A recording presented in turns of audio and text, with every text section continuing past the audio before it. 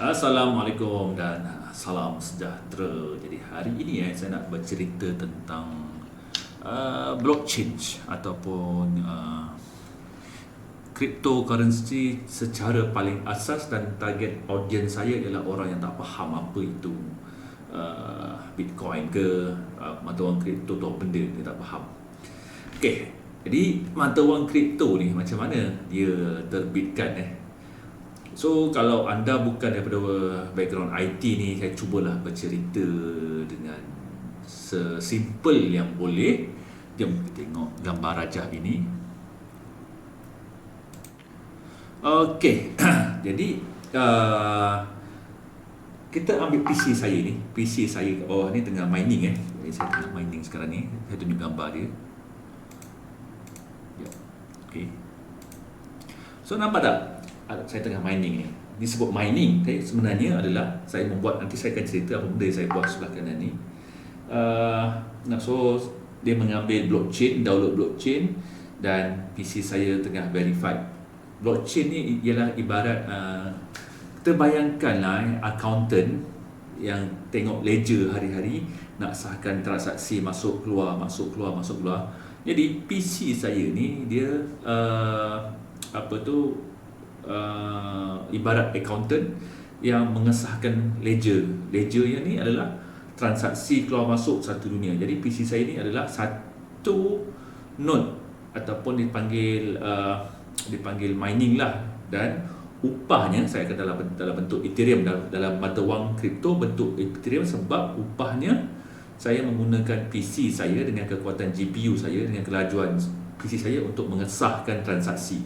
So saya dapat upah. Jadi saya tengok nanti dapat upah kejap lagi. Sekarang ni dia tengah download semua ni, tengah download dia punya blockchain. Dia akan buat transaksi kejap lagi. Dia akan dapat upah dalam bentuk ni. Saya tunjuk.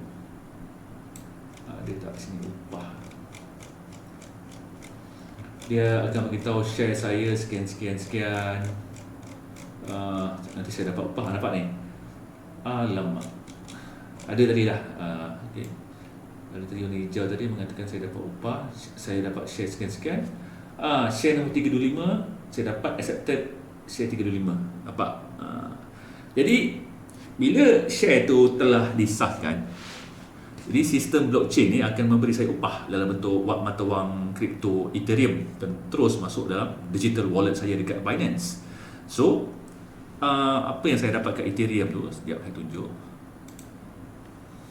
Ni nanti dulu. Kita pergi dekat sini. Kita pergi kat finance, pergi kat Binance Pool. Earnings. Okay, kita pilih ETH earnings. Ini upah saya. So upah saya dapat setiap hari. So hari ni sebab saya dapat buat kerja, dan kelajuan PC saya membuat transaksi ialah 90.97 mega hash rate sesaat. So saya dapat upah 0.028303 dalam bentuk mata wang Ethereum. So mata wang Ethereum ni kalau kita convert ke dalam bentuk mata wang fiat, lebih kurang dalam RM45 lah. Okay. Jadi saya nak bercerita tentang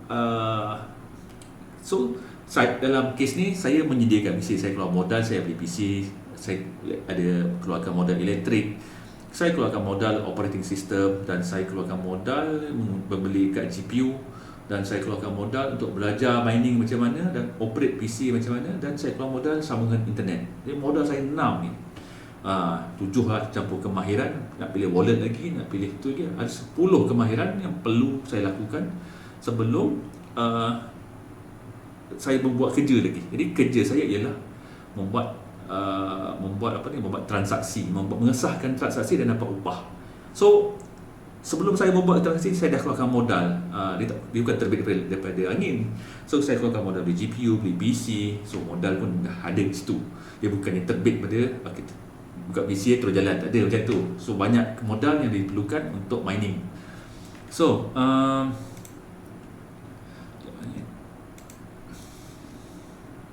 kita tengok. So Contohnya dekat nombor 1, user request a transaction. Maknanya contohnya saya seorang bapa nak menghantar anak saya duit dekat UK, nak hantar duit belanja dalam bentuk mata wang kripto lah. Contohnya mata wang XRP. Okey. Saya nak hantar 10,000 keping XRP kepada anak saya di UK. So dihantar request dan hantar blok ni macam transaksi dah 10,000 XRP. Kemudian dia akan di broadcast kepada semua node yang mengambil bahagian dalam tugas untuk mengesahkan transaksi ni. So saya kat sini lah. Salah satu ni saya lah kan, PC saya ni. Okey, untuk mengesahkan transaksi itu berlaku betul ke tak, ada bapa ni nak hantar anak dia ke sekian-sekian address dekat UK tu, betul ke tak 100 unit, dan betul ke nak hantar ke sana, dan betul ke ada 100 SRP dihantar. So PC saya akan buat kerja untuk mengesahkan ledger. Jadi PC saya ni adalah sebahagian daripada node PC yang disambung secara satu dunia ni untuk mengesahkan transaksi. Biasanya kalau satu transaksi ni akan memerlukan 6 kali pengesahan, barulah dimasukkan ke dalam digital wallet digital milik anak saya dekat UK sana, dan dia dapat transfer. Dan penghantaran ini akan memerlukan duit. Mungkin kalau hantar 1000 SRP, kosnya mungkin 1 SRP. Jadi 1 SRP patah balik kat network lah. Jadi kos lah, macam transfer duit guna Swift lah, guna hantar guna bank kan ada kos kan, dia sama juga. Tapi menggunakan kripto ni, dia tak perlukan nak tunggu esok lusa baru sampai gunakan teknologi Swift. Ini adalah tak sampai 3 minit. So itulah teknologi blockchain. Blockchain ni decentralized ledger yang tidak dikawal oleh mana-mana pihak. Semua orang ni yang mengambil perhatian ni, kerjanya adalah untuk mengesahkan transaksi, dan dia ni tidak kawal oleh mana-mana bank negara. Jadi, dan transaksinya sangat laju dan anonymous. So katakan hanya bapa dengan anak dia tahu, macam saya dengan anak saya dia tahu alamat address ni, orang lain tak tahu. Jadi semua ni yang dalam ni tak tahu di mana ni pergi address ni, siapa punya, tak ada cara nak tahu. Dan kelajuan network untuk menghantar. Jadi selepas itu terpulanglah kepada anak saya kat UK tu nak convert kepada fiat money ke, daripada SRP jual ke USDT ke, terpulang pada dia, ataupun dia nak beli barang guna SRP ke, guna Dogecoin ke, terpulang lah. Jadi tugas mining ialah mengesahkan data tersebut dan akhirnya dapat terimalah reward dalam bentuk wang kripto. Jadi wang kripto tu sama ada saya nak jual sebagai USDT, terpulanglah kepada saya, ataupun saya nak kumpul ke, ataupun saya nak berdagang ke, terpulanglah kepada saya. Jadi bila ada miners ni banyak sangat wang ni, mungkin dia nak berdagang wang dia. So dia mungkin hari ini Ethereum $3,000 untuk satu unit. So saya simpan. Saya ada 10 unit Ethereum, saya nak jual lagi 5 tahun. Pada waktu itu mungkin dah $10,000. Jadi time itulah saya akan cash out kan Ethereum saya. Dia ibarat macam menyimpan emas fizikal lah. Dulu $70,000 $1 kilo, sekarang dah dekat $300,000 1 kilo kan US dollar. Jadi macam itulah sebenarnya. Benda tu kita pegang, dia ada dalam wallet kita, cuma dalam bentuk digital. Tu yang ada orang tak faham macam mana lah nak memahamkan orang yang berfikir tradisional, orang yang nak fikir benda tu mesti boleh pegang, emas tu boleh pegang. So benda tu dalam bentuk digital, dalam bentuk digital anda boleh pegang ke movie dalam komputer tu, anda dah melihat kan. Jadi macam tu lah, dia adalah digital ownership. Anda memiliki cebisan ataupun a fraction of Bitcoin contohnya. Katakan anda ada Dogecoin tu, ada 1000 Dogecoin dalam wallet anda, semuanya ada dalam ni. Ini contohnya anda top up menggunakan Touch 'n Go, digital money, sama juga kan, anda top up, anda tak ada keluarkan cash nak bayar dekat Touch 'n Go, tak ada kan, digital money. So itulah dia sebenarnya. Cuma kripto ni adalah bentuk mata wang kripto, dan dia punya tarikan ialah anonymous, dan network transfer dia laju, dan coin ni sedikit saja kat dunia ni. Contohnya Bitcoin cuma ada 21 juta keping sahaja, dan ada 7.8 bilion manusia ni semua nak Bitcoin. Jadi itu yang menyebabkan harga dia naik daripada tiada nilai sampailah ke hari ini bernilai satu unit $55,000.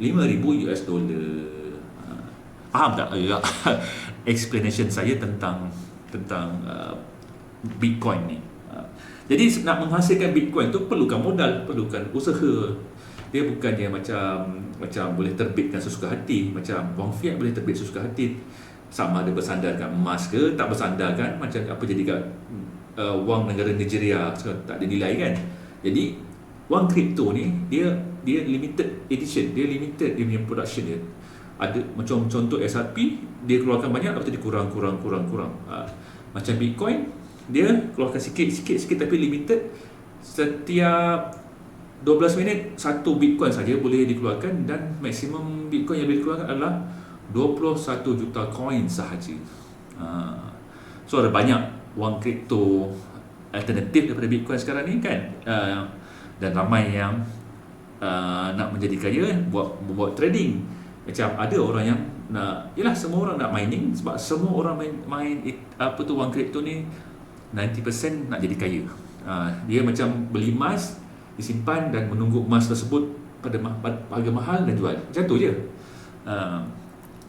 Ada yang menggunakan sebagai transaksi, mungkin ada, tapi sedikit saja, tak banyaklah, mungkin 10%. Ibarat anda melombong emas, melombong batu belian, sama juga kan. Anda nak melombong, mesti anda simpan dulu, anda tak jual immediately, anda simpan dulu sampai demand tinggi. Contohnya dah demand tinggi, dah harga cantik, baru anda jual. Jadi serupa juga macam wang kripto ni. Anda melombong, anda simpan dulu, anda melombong, mungkin bayar bil later, tapi selebihnya anda simpan.